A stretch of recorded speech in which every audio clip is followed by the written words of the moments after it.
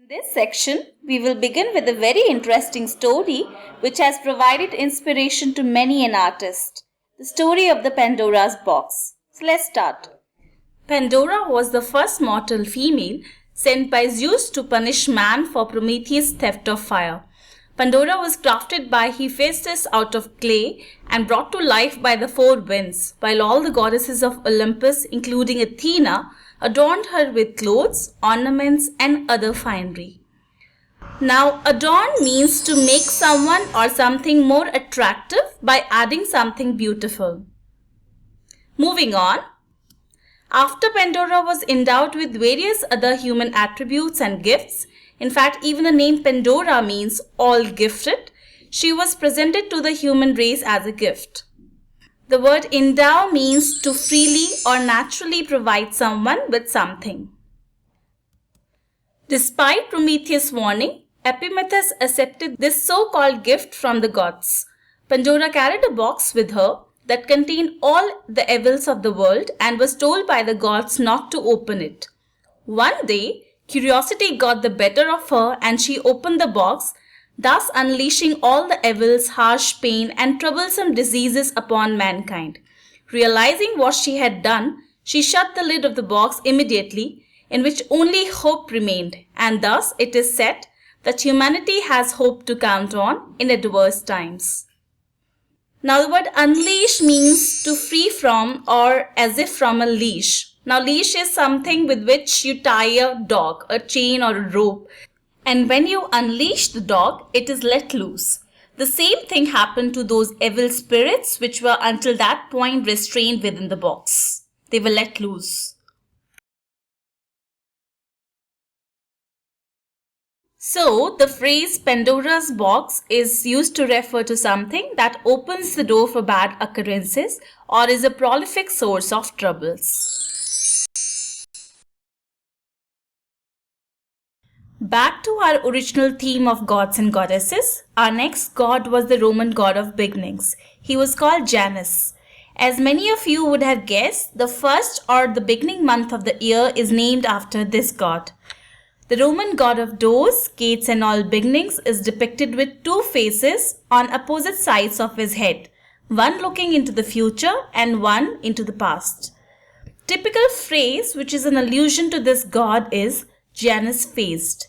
It is used to refer to someone or something that has double aspects and often contrasting, or for someone who shows duplicity in conduct, which in turn means dishonest behavior that is meant to trick someone. For example, the investment agent seems quite Janus-faced to me. For all his sweet behavior and promises of doubling the money in 6 months, I sense deception. Yet another word based on this god is janitor. It refers to a doorkeeper or a caretaker, though over time the meaning of the word janitor has got devolved to a person who cleans a building and makes minor repairs. Next we have the Muses, and of course music is a related word. Their story goes like this.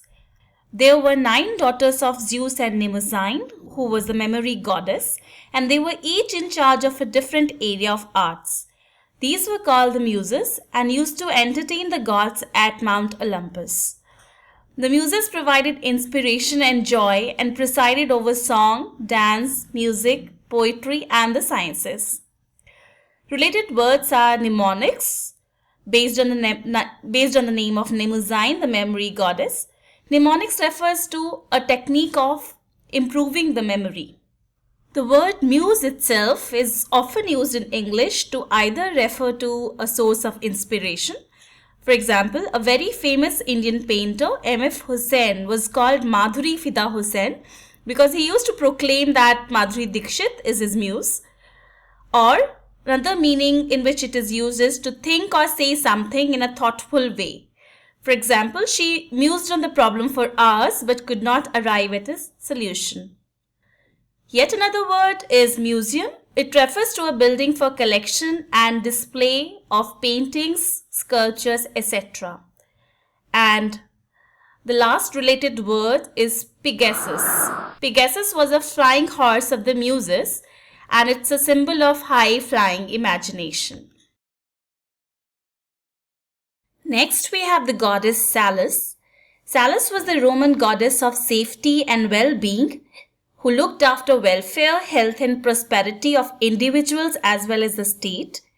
And the words based on her name are salutary, which means producing a beneficial effect, remedial, or promoting health, curative. For example, the car accident last month where Raj survived by the skin of his teeth or narrowly has served as a salutary lesson for him to be more careful and value his life and family. Yet another word is salubrious. It means favorable to or promoting health or well-being. Typical phrase in which it is used is salubrious habits. For example, a diet of fresh fruits and vegetables and an exercise regimen are salubrious for good life. And finally, we have Selene or Luna, a divine embodiment or personification of the moon. Luna is shown as driving a silver chariot. And since moon has long been associated with superstitions like werewolves, some people associate mental and emotional balance with the changing cycle of the moon. And a full moon or a lunar eclipse is particularly feared in some societies. So a derived word, lunatic, based on her name, captures the same allusion in its meaning.